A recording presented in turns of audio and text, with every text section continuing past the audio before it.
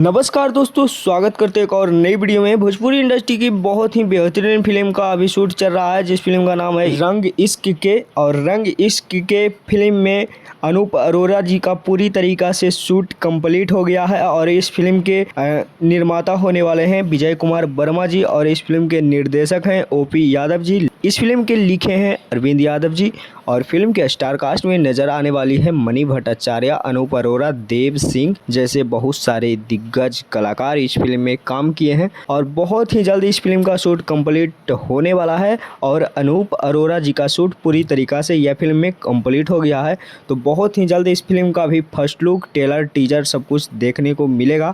और आप सभी लोग इस फिल्म के लिए देखने के लिए कितना बेसब्री से इंतजार कर रहे हैं, नीचे कमेंट बॉक्स में कमेंट करके ज़रूर बताइएगा। और इस फिल्म को आप सभी के बीच में बहुत ही जल्द सुजय म्यूजिक यूट्यूब चैनल पर इस फिल्म का ट्रेलर देखने को मिलेगा। तो ये अपडेट आप सभी को कैसा लगा, नीचे कमेंट बॉक्स में कमेंट करके ज़रूर बताइएगा। मिलते हैं किसी नेक्स्ट वीडियो में किसी नेक्स्ट खबरें के साथ। बने रहेगा हमारे चैनल पे ऐसे ही मज़ेदार खबरें के लिए। धन्यवाद।